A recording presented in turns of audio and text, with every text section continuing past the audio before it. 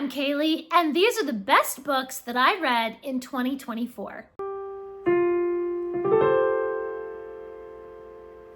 Buckle up, people, because I sat down to write a list of my favorite books, and I came up with a list of 30 of my favorite books from this past year. This list does not include rereading favorites that I had already read before. These are books that were new to me in 2024, first time reading them. So that shortened the list considerably because I reread stuff like Sense and Sensibility and Little Women and A Study in Scarlet. I reread the entire Little House series. I reread Rose in Bloom. I reread 3 of my favorite Shakespearean plays. So yeah, if I included the reread favorites, this list would be a lot longer. It's plenty long anyway. It's 30 books. So I'm going to try to be very concise in what I say.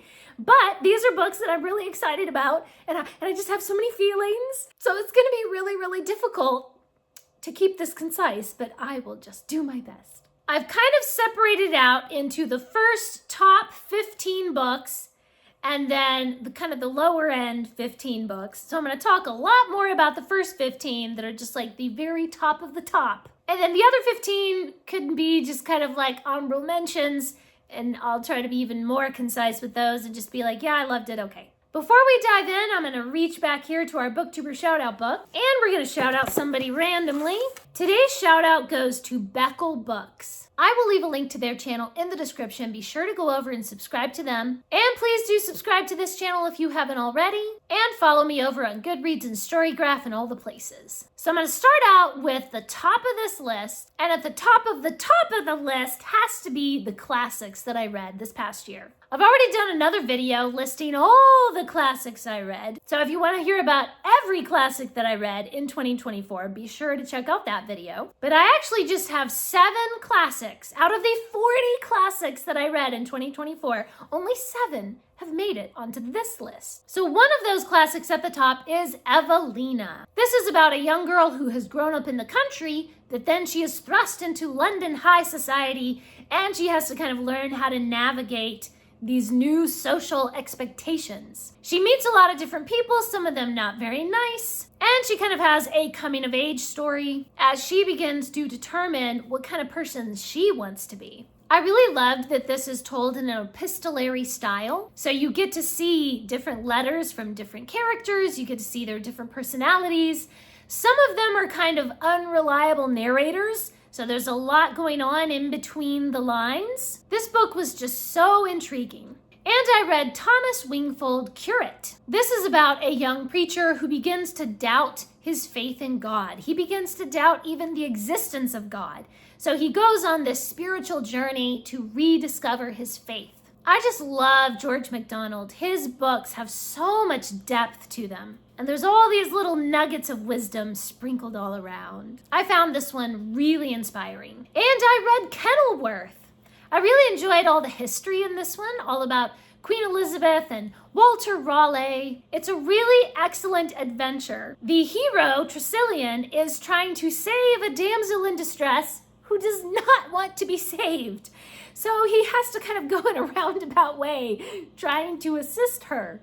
I just love Sir Walter Scott's writing style. It's just so rich. It just pulls you into the story. This one was a really exciting adventure. And I read Strawberry Acres, which is about a group of siblings who inherit this rundown farm, and they try to make it pay by making it into a strawberry farm. I really loved this one because it's all about these complex sibling relationships. I just love stories about sibling relationships. This one just gave me a warm, fuzzy feeling in my heart. And I read Bachelor's Bounty. This is a young man who is ordered out to the country by his doctors and told that he needs to have a peaceful summer to recover in the country. However, the ladies just won't leave him alone. Although the romance is a big part of this story, the bigger part of the story is the internal struggle that this young man goes through, and he has some extreme character development that I really loved. So I really enjoyed this one because the romance becomes secondary to his inner development as he discovers what kind of man he wants to be. 2 Agatha Christie books made it to the list this year. My favorite Agatha Christie of the year was definitely The Pale Horse. There are rumors going around that there are these 3 witches out in the country who can curse people and kill them. So a young man starts to investigate all these murders to figure out how are they doing it. I really loved that this one was creepy and chilling, but then there was a logical explanation at the end. And I really loved Appointment with Death. This is a Poirot mystery, and I love Poirot. In this one, Poirot visits Petra, and there are a group of tourists, a very unhappy family, and when one of them dies, Poirot investigates the murder. I also read The Elusive Mrs. Pollifax. Little by little, I've been reading a little bit here and there from the Mrs. Pollifax series, and I always enjoy them. The Mrs. Pollifax books kind of go beyond just your basic spy adventure. There's always something deeper that the characters kind of explore or discover, some deep themes about human nature. So I always really enjoy Dorothy Gilman's writing. Another one from Dorothy Gilman that I read is The Maze in the Heart of the Castle. This one's very different from most of her other books. It's a fantasy story that is an allegory for dealing with grief. This was just so poignant, so emotional, and yet really refreshing. I was absolutely inspired by this. Now we get into some of the fantasy that I read this year. I really loved The City in the Lake. When the prince of the kingdom goes missing, it is up to the wizards of the kingdom to find him, but they can't find him. And so a young lady, a wizard's apprentice, decides to start her own search. And she finds that she will have to confront her own past along this journey. This book completely broke my brain. It was so interesting, so unique. The magic system and the world building and the characters. It was amazing to see how all these little details just came together. A complete delight. And I read 2 books from the Young Wizard series by Diane Duane. I read A Wizard Alone and Wizard's Holiday. Every time that I read one of these books from the Young Wizard series, it just tears my heart out because it is so beautiful and so many deep themes are explored. These stories are just so emotional. I don't read one very often because I'm like, I don't know if my heart can handle this.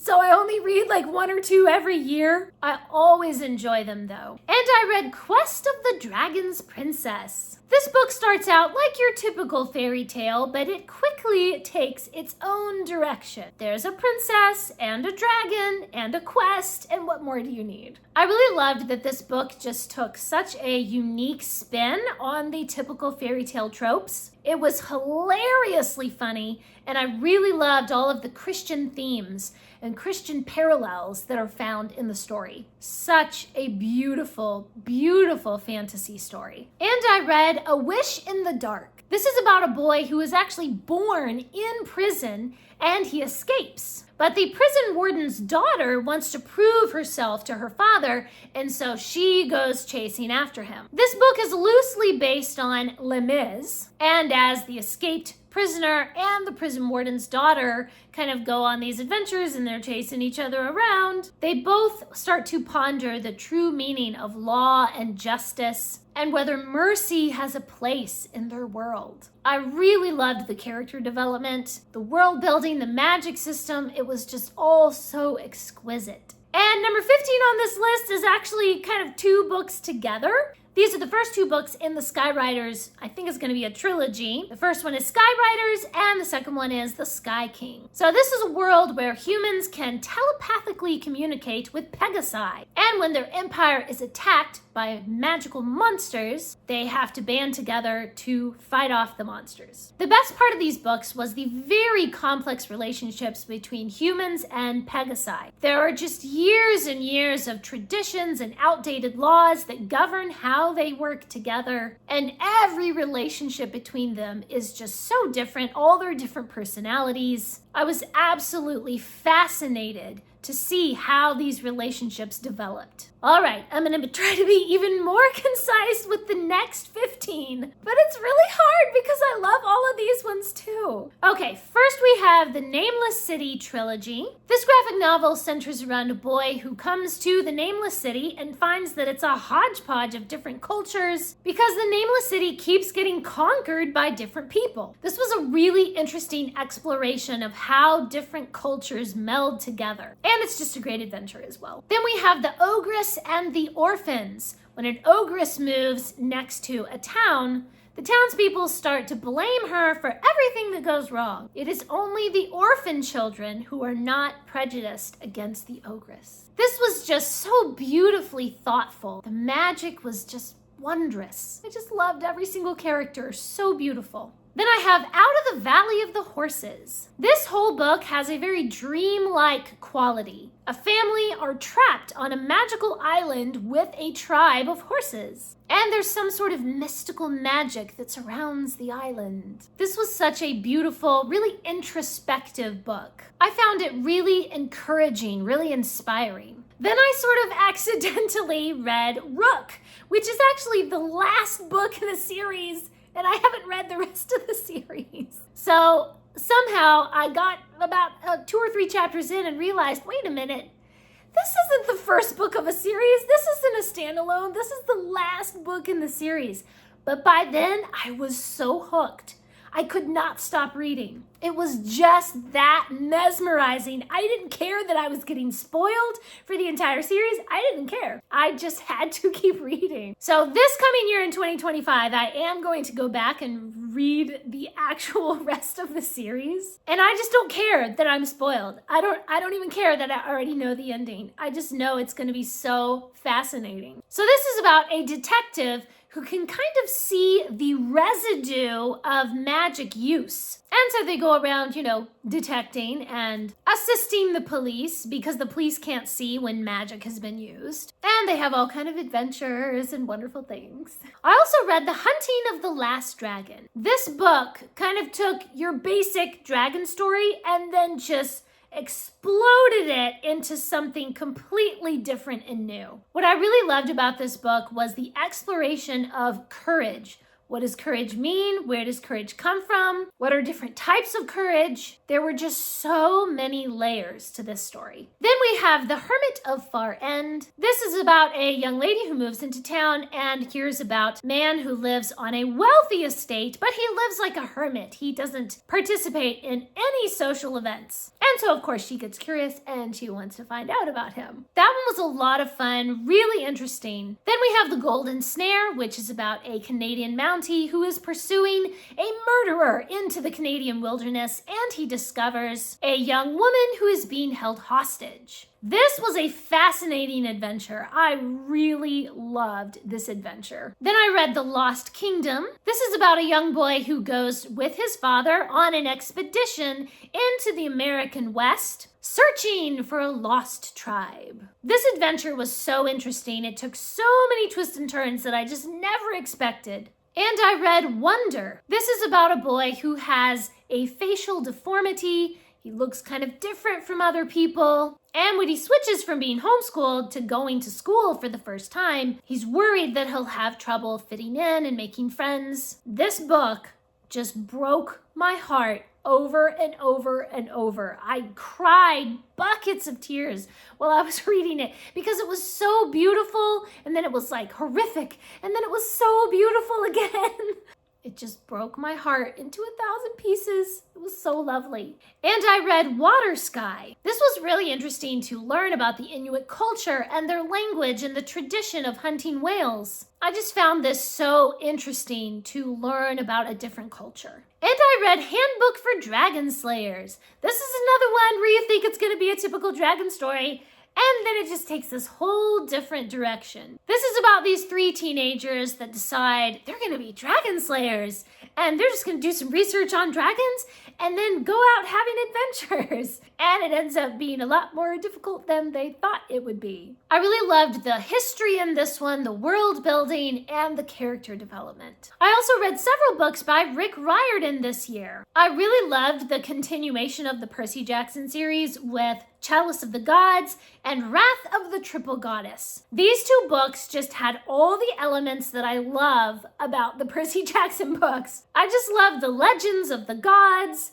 and the ridiculous situations that Percy gets into and all the humor and sarcasm. Both of these books were a complete delight. And I also finally went back and read the Kane Chronicles trilogy. The best thing about the Kane Chronicles is the developing sibling relationship. The Kanes are brother and sister, but they haven't grown up together. So they just kind of feel a little awkward around each other. They don't really know each other that well. They don't really feel like a cohesive family. But through the books and through all of their adventures, then they get to be closer, they rely on each other more. I just love a good sibling relationship. And finally, we have a spin-off book of the Explorer Academy series, The Sailor Cipher. I absolutely adored the first Explorer Academy series, and now that there's a spin-off with one of my favorite characters, Sailor, I'm just so excited to see more from this series. Okay, whew, we made it. Those are my 30, actually it's like 31, because 2 of them were kind of together, 31 favorite books that I read in 2024. Please leave me a comment and let me know what are some of your favorite books that you've read this past year. Thanks for watching, please subscribe, and remember, the right book in the right hands at the right time can change the world.